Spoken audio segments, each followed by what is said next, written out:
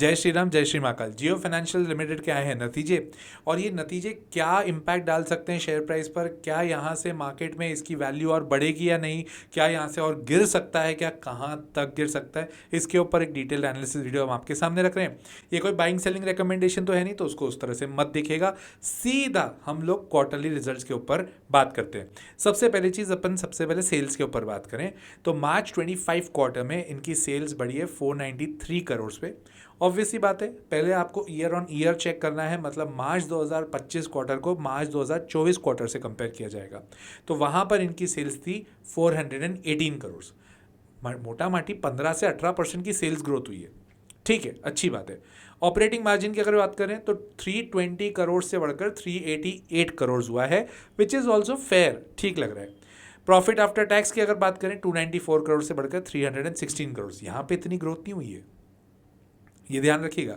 ऐसे कोई बहुत ज़्यादा धमाकेदार रिजल्ट तो दिख नहीं रहे, क्योंकि ठीक है आपकी सेल्स बढ़ी है 15 से 20% से, बट भाई साहब आपकी कंपनी अभी अभी तो लॉन्च हुई है, तो आपकी 15-20% की ग्रोथ तो होनी ही चाहिए थी, जो कि हुई है। ऐसी बात नहीं है, अच्छा है कि डी ग्रोथ तो नहीं हुई है, ग्रोथ हुई है।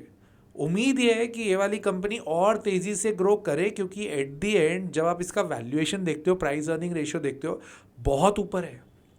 लोगों ने अभी 200 रुपये पे आया है ना, करीब 400 रुपये शेयर किया था, आधा हो गया है, आधा।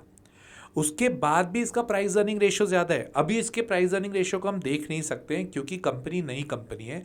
लोगों ने बहुत उम्मीद लगा के रखी है कि ये कंपनी बहुत अच्छा करेगी। ऑब्वियसली बात है, मार्केट प्राइस अभी भी ज़्यादा है।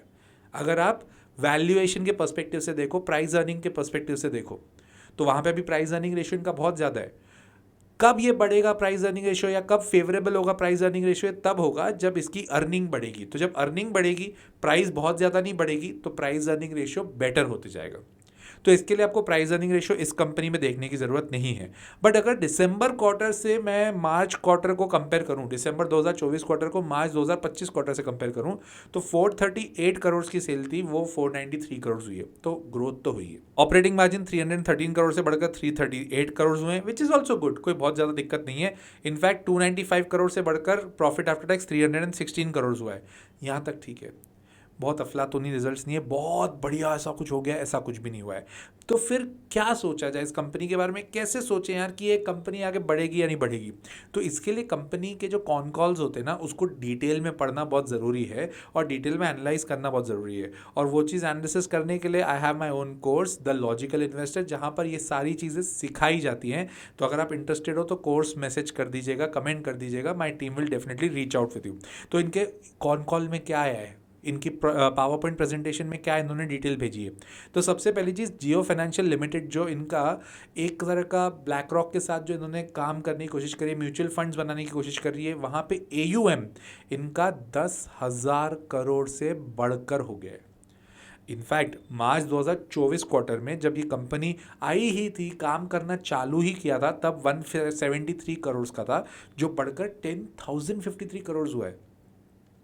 लोगों को इनके ऊपर भरोसा तो है, इसमें कोई डाउट नहीं है। दूसरी चीज़, ब्लैक रॉक के जुड़ने के बाद में, जो कि वर्ल्ड की वन ऑफ द दिग्गजेस्ट, ये कोई वर्ड भी नहीं है, जैसे ऐसे ही बोल रहा हूँ, जो बहुत ही ज़्यादा दिग्गज कंपनी है जो म्यूचुअल फंड्स की है, उसने भी इनके साथ टाई अप किया है। तो पहले 173 करोड़ का इनका AUM था, जो बढ़कर हो गया है 10,053 करोड़ का। दूसरी अच्छी खबर ये है कि जियो बैंक है, जो पेमेंट बैंक है, इनके कस्टमर 3x से बढ़े हैं। 3x मतलब 3 गुना हो गए हैं, जो अगर आप मार्च 2024 क्वार्टर को मार्च 2025 क्वार्टर से कंपेयर करो तो। रही बात कासा प्लस वॉलेट की, अगर मैं बात करूं, जो पूरे के पूरे इंडिया में कासा के ऊपर, करंट अकाउंट, सेविंग अकाउंट के ऊपर बहुत लोगों को, जितनी भी बैंक है सब उसमें उलझी हुई हैं, ये कंपनी 3x करके बैठी हुई है, मतलब वहाँ पे भी इनके पास पैसा 3 गुना आया है। जियो पेमेंट सॉल्यूशंस की अगर मैं बात करूं तो इनको अब एग्रीगेटर का लाइसेंस मिल चुका है, मतलब ये यहाँ पर भी अपना काम एक्सपैंड कर सकते हैं। इंश्योरेंस की अगर मैं बात करूं तो इन्होंने 34 इंश्योरेंस पार्टनर्स के साथ में टाई अप किया है, और 61 नए प्रोडक्ट्स बनाए हैं। ये इंश्योरेंस प्लान जो होते हैं ना, वो बनाए हैं ताकि कस्टमर्स उसको बराबर ले पाएँ। इन्वेस्टमेंट की अगर बात करें तो Jio BlackRock asset management private limited जो है वो बढ़िया काम कर रही है, काफ़ी अच्छे से बढ़ा रहे हैं। ये इनके पावर पॉइंट प्रेजेंटेशन में इन्होंने मेंशन किया है। डिविडेंड भी दिया है, 0.5 पर शेयर का डिविडेंड मिला है, तो मज़ेदार बात है। इफेक्टिवली अगर मैं देखूं तो इनके जो रिजल्ट्स हैं वो अच्छे आए हैं, कैसे? फाइनेंशियल वाइज नहीं बोल रहा हूँ, ग्रोथ वाइज बात कर रहा हूँ, बिजनेस की ग्रोथ वाइज बात कर रहा हूँ। कैसे? जब आपका कस्टमर बेस 3x से बढ़ जाता है तो बहुत बढ़िया है। और जियो में मोटा भाई जो अपने हैं मुकेश अंबानी जी, इनका इतिहास रहा है कि जब भी ये किसी बिजनेस में आते हैं ना, तो भाई साहब उस बिजनेस को डिसरप्ट तो कर ही छोड़ते हैं।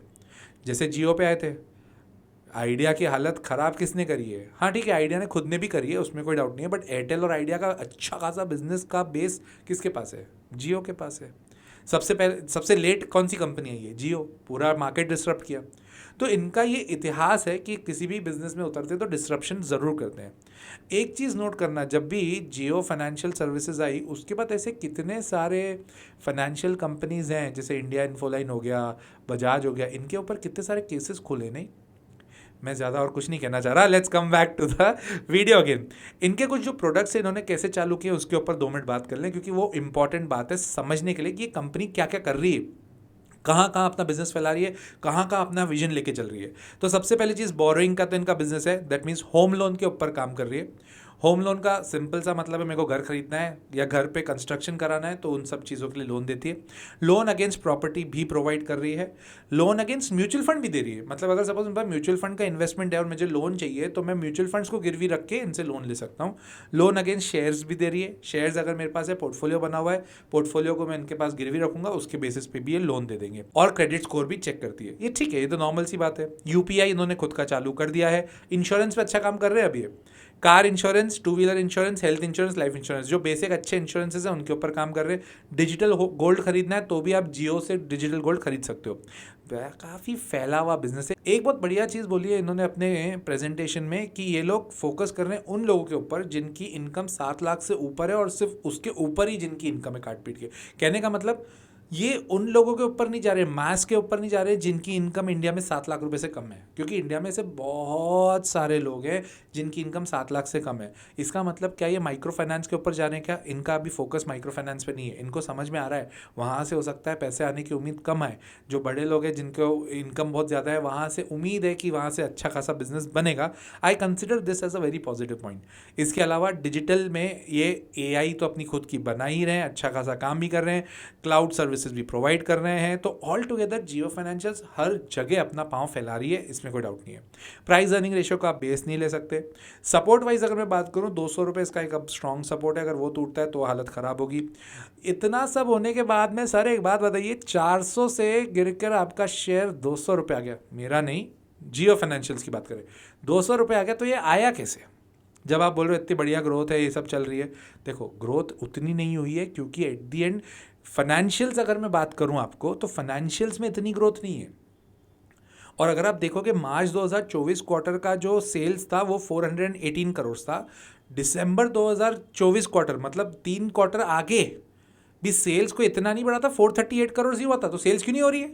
क्योंकि इनको परमिशंस नहीं मिल रही थी, बहुत सारी चीज़ें, इनके प्रोसेस अटके हुए थे, इनके टाइप्स अटके हुए हैं, ये प्रोडक्ट्स बना रहे हैं, ये डेवलपिंग फेज में है।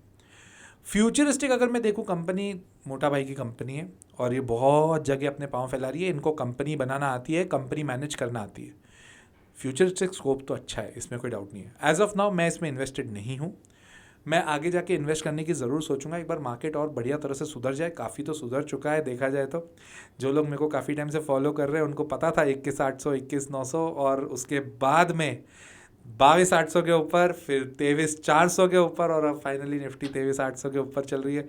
बधाई हो आप सबको। आई होप कि सबके पोर्टफोलियो ज़रूर सुधरे होंगे। मेरी हमेशा हमेशा पॉजिटिव विशेस होती हैं कि आप सबका पोर्टफोलियो अच्छा अच्छा चले। And increase your knowledge also, update your knowledge also, upgrade your self also. And I hope कि आपको मेरा कंटेंट अच्छा लगता है तो लाइक कर दीजिएगा वीडियो, सब्सक्राइब कर दीजिएगा चैनल, और कमेंट करके मुझे ज़रूर बताइए और कौन से क्वार्टरली रिजल्ट्स हैं जो आपको एनालाइज करवाने हैं मुझसे। मैं डेफिनेटली बनाऊंगा, ये भी बनाया ही है। टिल देन, जय श्री राम, जय श्री महाकाल।